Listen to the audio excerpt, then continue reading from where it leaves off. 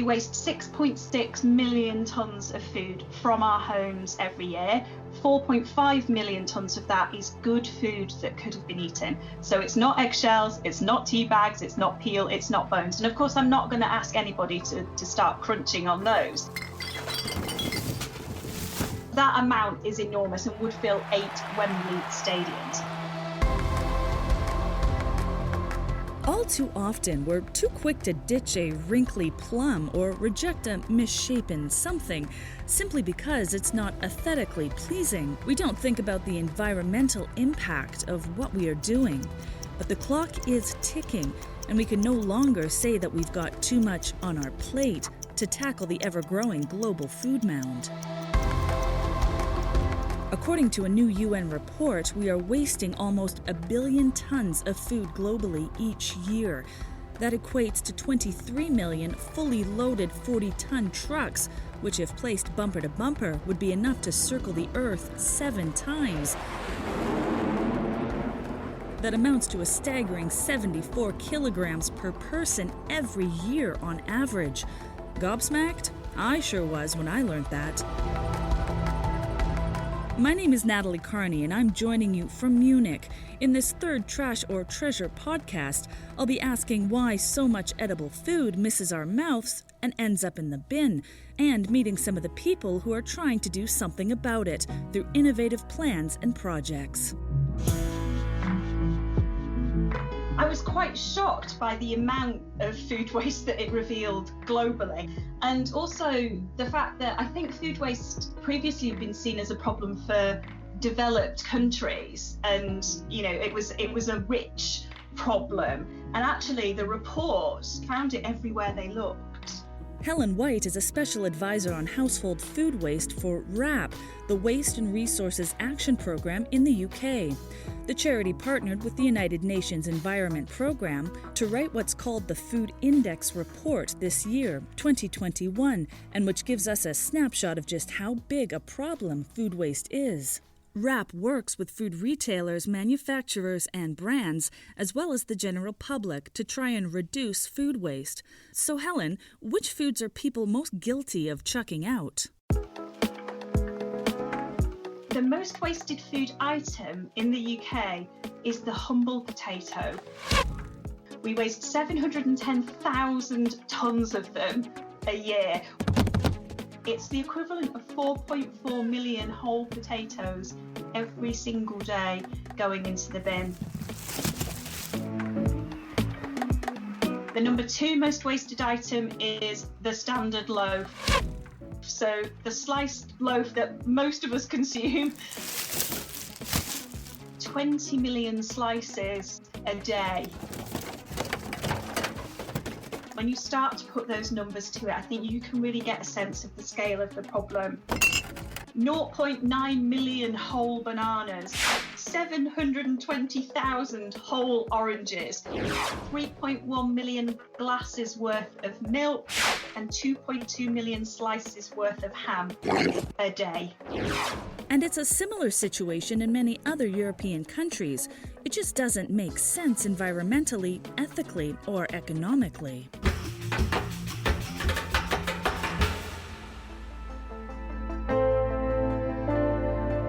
It's destroying the planet.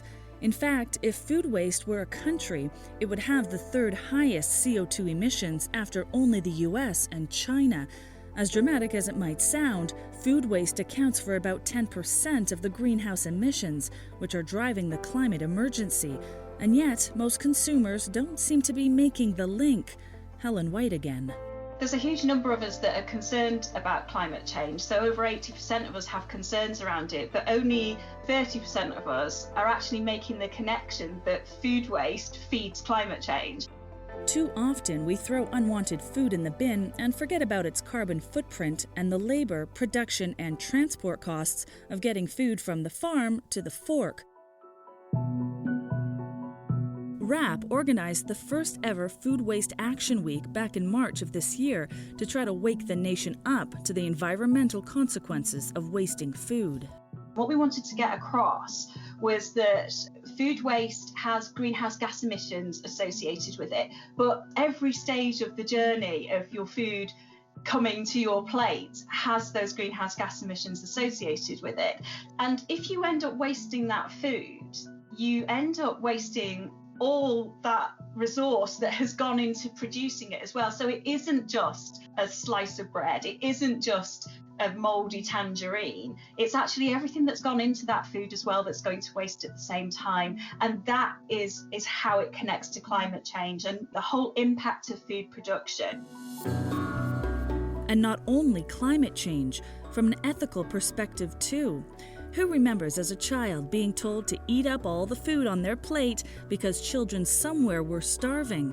Around 690 million people globally go to bed hungry every night and can't afford a healthy diet. Yet we're producing more food than ever before. It just doesn't make sense. But Helen White says it doesn't have to be guilt, which is the only driver here.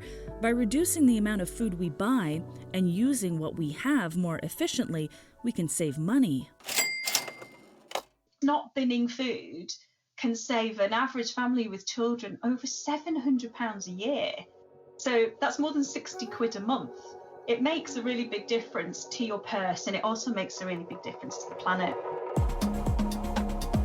Since 2007, WRAP has been running a Love Food, Hate Waste campaign, sharing an array of household and shopping tips and better fridge management, and encouraging the public to be creative with an array of wild and wacky leftover recipes. Here are just a few to whet your appetite. Roasted vegetable and chestnut parcels with brie and cranberry. Cherry tomato pasta bake with sourdough and Parmesan cheese. And peanut and banana ice cream. Is the thought of all these culinary treats tantalizing your taste buds? Another person who is passionate about being creative with food and inspiring the rest of us is Irish chef Conor Spacey. He is on a mission to change our bad habits. My name is Conor Spacey. I'm the culinary director with a company called Food Space, which is a contract catering company here in Ireland. I'm also a member of the Chef's Manifesto, which is a UN initiative getting chefs involved and working on the Sustainable Development Goals. And we are working across 80 countries at the moment. As we know, there's 17 Sustainable Development Goals, which are earmarked for 2030, so not a lot of time left.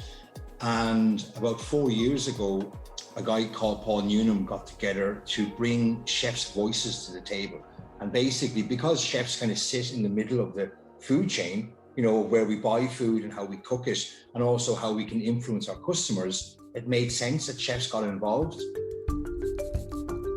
The aim of the manifesto is to get chefs thinking about climate change, offering tangible, practical tips about how they can reduce the amount of food that ends up in the trash. So far, the document has been translated into Chinese, Spanish, French, and German. And I think it's this whole sharing of ideas from farmers to chefs, chefs to consumers, and so on. Rather than people working in their own little silos, it's the whole sharing of this information that's really helping to accelerate the change. Tell me more about your company, Food Space. Food waste is a massive part of our business. We run 20 cafes and we would create over 2 million meals a year without creating any food waste from that.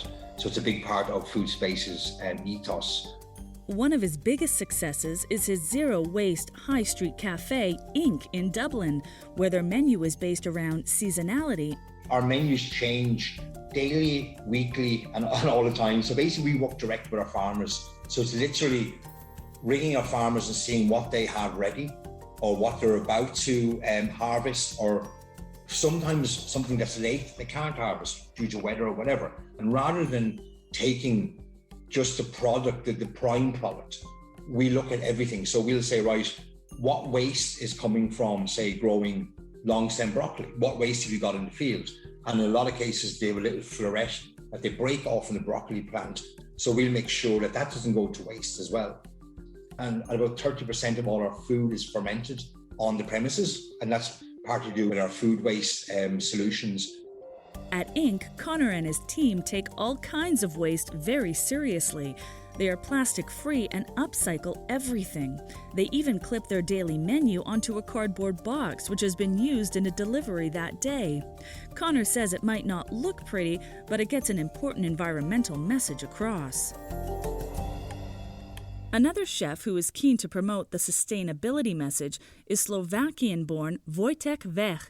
He ran the world's first zero-waste vegan restaurant in Cambodia before returning to Bratislava a few years ago.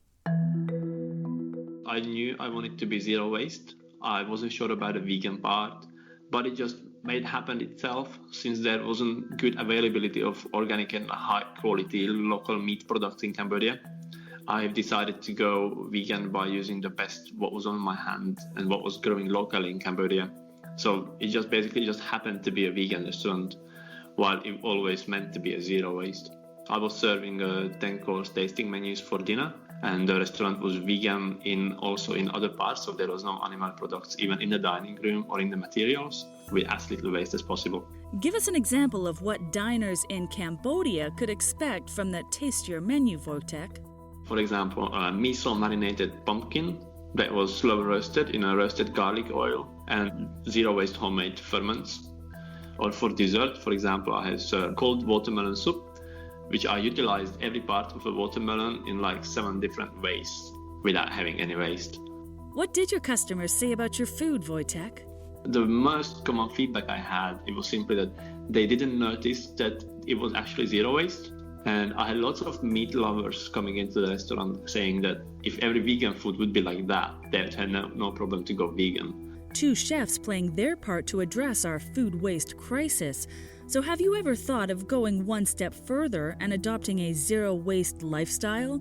So not just being careful with what you buy, feasting on your leftovers and composting the scraps, but also trying to eliminate plastic packaging and in fact all waste from all aspects of your life. The idea is definitely catching on across Europe. We started our zero waste journey about 5-6 years ago. Virginie Little is a zero-waste crusader and consultant in Gdansk in northern Poland, where she lives with her husband, 2 children, and dog. She and her family were greatly inspired by Franco-American environmental activist and author Bea Johnson and the whole family. Even her 2 young children are committed to campaigning locally against food waste and waste in general.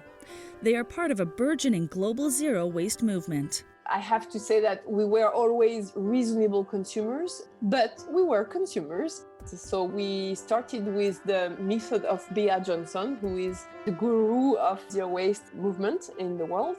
And so we applied the 5 R's, starting from refuse. So we refuse everything we don't need. And we reduce what we can reduce, and then we reuse and we buy in reusable containers. We recycle, of course, and we actually sort our bio-waste with the municipality, which is already a good option, but I prefer to compost at home. And one of my big fights, I don't know if it's because I'm French, and in France we do have a strong respect for food, but yeah, we are fierce fighters of food waste. We do not waste food in our family, and that's one thing that we are very proud of. Virginie and her family go shopping every day and source their food locally and ethically. They also avoid bulk buying at the supermarket, not just to prevent food waste, but also the plastic packaging. We need to rethink what we do.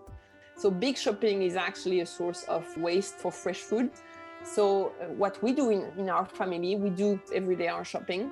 So we always have fresh fruits and vegetables, and this way we are sure that we do not waste the food.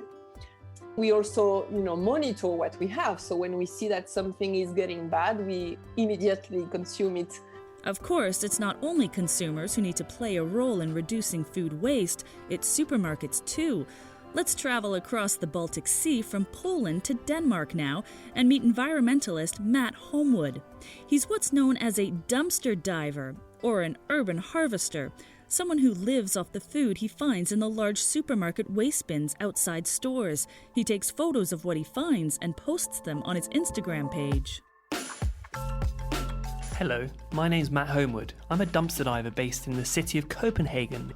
We're going to go dumpster diving. which means basically we're going to go round the back of supermarkets to see what they're throwing in their trash.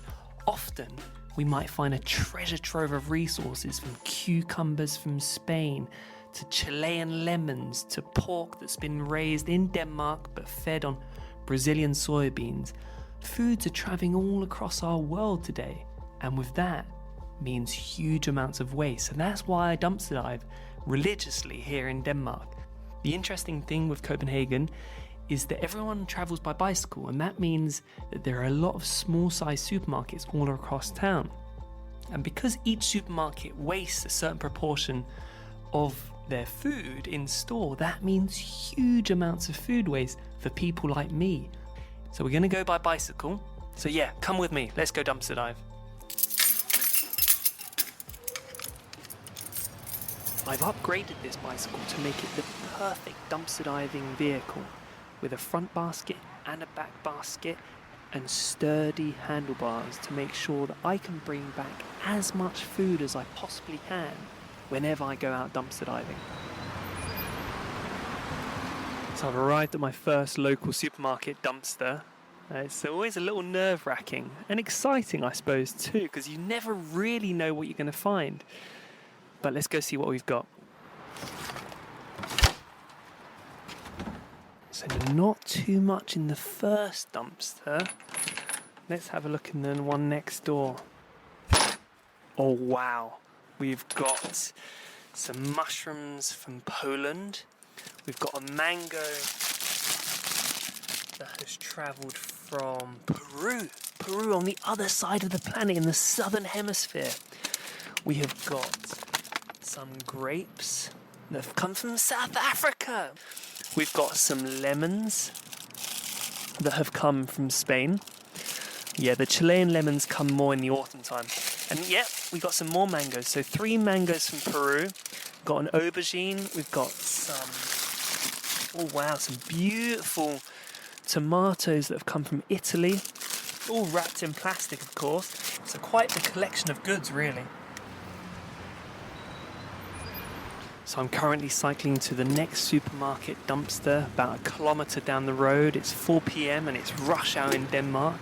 Most people are just going home, but if you're wise, you'd be dumpster diving.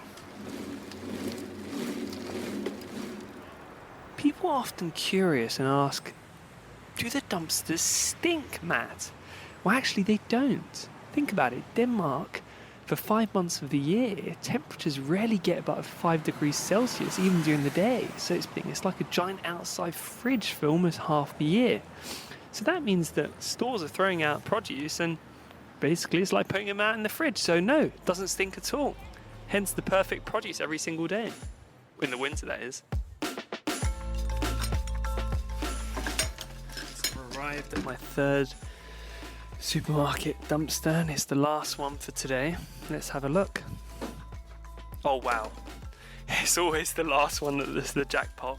We've got carrots, we've got mushrooms, we've got cauliflower, we've got oranges, apples, broccoli, lettuce.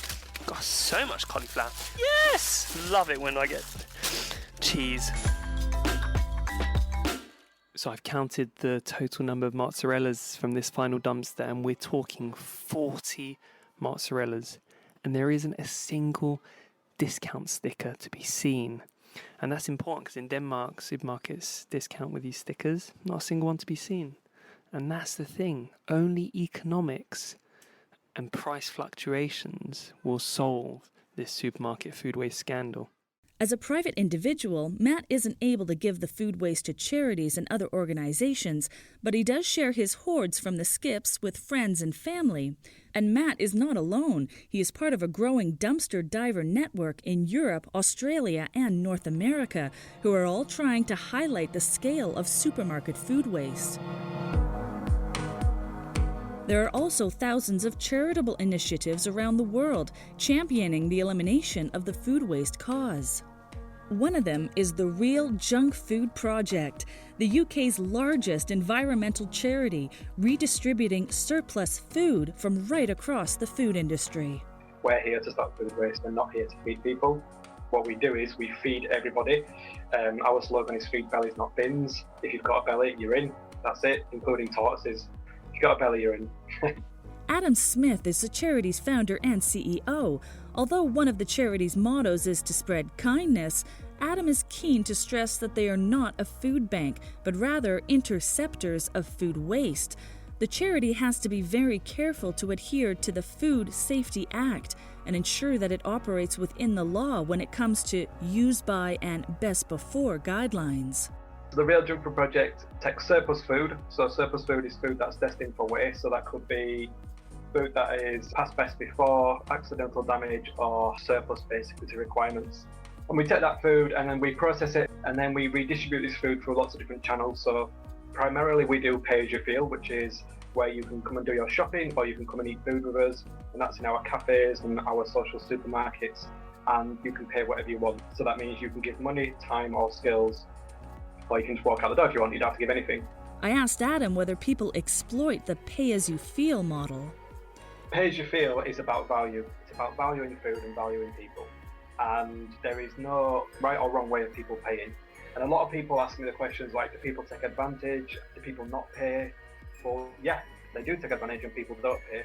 And we don't ask and we don't check who pays what. And it's not a type of person or a demographic either. You know, you'd be very, very surprised. I've witnessed very wealthy and affluent people who have turned up and not paid anything. And then there were people who are deemed those that may be without, who have given more. You know, I once had a homeless guy come to me on a Friday afternoon and give me £10 for some food that he'd taken from us. And I said to him, no, I can't take this off you. And he said, well, I've been eating here for months now and I've never given anything. And I'm going to give it to you at the first opportunity so that I can give back. Adam and his team have even taken on the challenge of catering at weddings for environmentally conscious couples. They have 17 wedding receptions booked in 2021 and will be whipping up some culinary treats for the guests using unsold food. We now have the infrastructure to do weddings. In 2018, we cooked for 400 people for a wedding. None of the guests knew that the food was destined for waste. We did these huge barbecues with sea bass and ribs and sausages, and then we did all these vegan and gluten-free buffet-style dishes, so like salads and all sorts of amazing things. And none of the guests knew, and at the end I had to do a speech. Evening, everybody.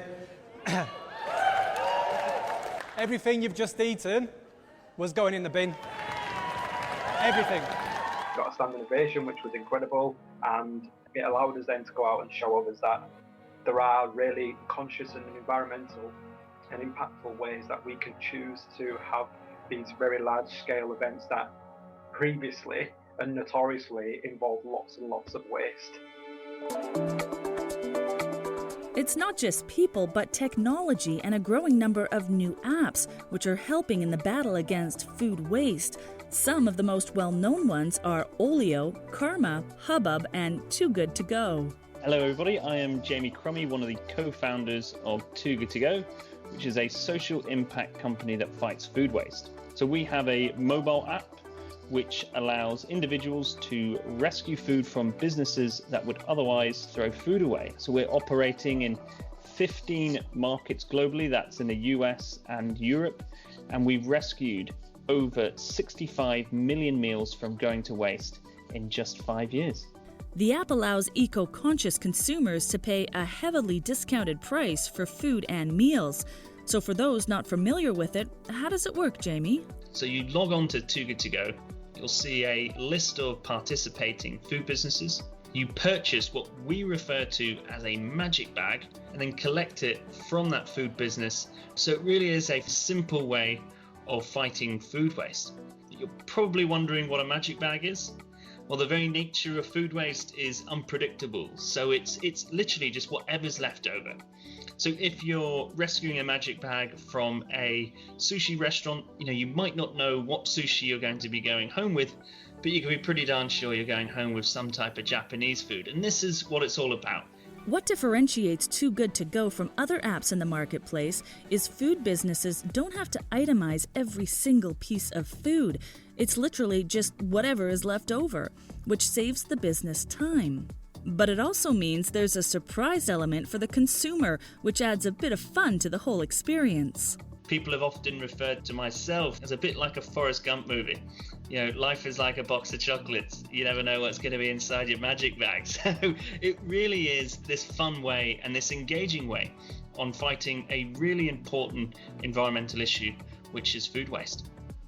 So as awareness about how to reduce the amount of food we throw away is growing, there's another approach to the issue: doing something useful with what gets thrown away. Many of us use our own food waste as compost if we have access to a garden. But for those who live in flats, food waste can be collected, recycled, and used to produce energy. Across Europe, there is an increasing number of anaerobic digestion plants, which are at the heart of the circular economy, as CGTN Europe reporter Jemima Walker found out. There we go. 2 fresh bins ready for use for the whole week.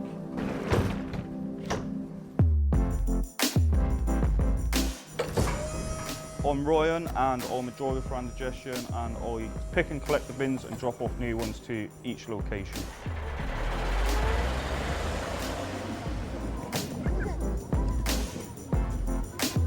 We're here at Rowanfield Infant School just outside Cheltenham, and this is one of the schools in the area that sends their food waste away to be digested.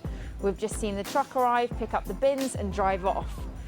We all know that children can be fussy eaters, so there will inevitably be food waste. This school wastes around 6 tonnes of food a year. That would have just been put in black bins and wasted, but now it's picked up and turned into biogas and fertilizer.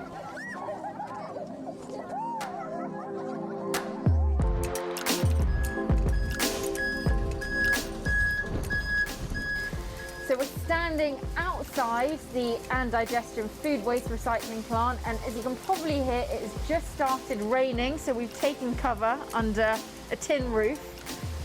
Looking onto the buildings, there are 3 huge khaki domes, and there is 1 big khaki barn, so let's go in.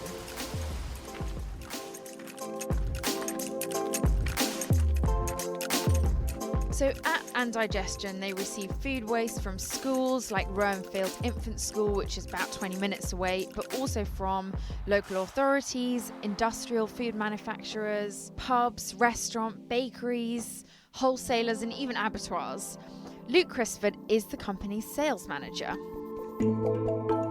At this facility, we process 34,000 tonnes of food waste a year. Can you tell me a little bit more about what's going on here? So we've got an automated weigh bridge so that the vehicles can all come on when they've finished their collection round. They've all got a fob and they just swipe in and swipe out. We take their weights, so everyone's weighed and timed how long they're on site. These vehicles bring in a couple of tonnes a time. These are council ones, the small ones, and we also get big skips from the council as well. And we've got a tanker coming in now to take away the digestate as well. It's all go. It's all go. So tell us where we're going next. So we're going inside the waste reception hall now. It does smell a bit. Okay, noted. As you may imagine. Worse than normal today. So we are in the waste reception hall, which makes it sound very grand. And to be honest, it is very impressive. Essentially, it's a huge barn filled with mountains and mountains and piles of food waste. And next to me, there is a pile of green Lego-like crates, which are filled with factory waste or commercial waste, and the ones next to me, we're told, are filled with ice creams. So this is where all of the food comes in. Some of it will be in plastic and some of it won't. So then what happens next? So you see they load it into these 2 hoppers behind you, and it gets pulled up those conveyor belts into the depackaging machines, which pulverise the waste and split the hard packaging from the soft food. The soft food then gets pushed through a screen to make sure there's no large chunks in, and it goes off to our mixing tanks, which are outside. So you're left with the plastic? We're left with the plastic and the packaging waste, which goes into a compactor skip outside and is taken away.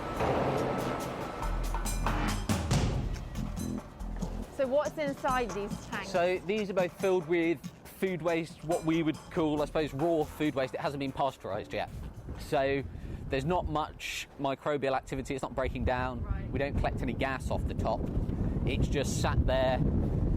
Because the process runs continually, we have to have a consistent source of feed. It's like feeding a person. You want to feed them a consistent diet. If you ate Mars bars for a week and then lettuce for a week, you wouldn't be very well. It's the same thing. So it really is just like a huge stomach in many ways. In many ways, exactly.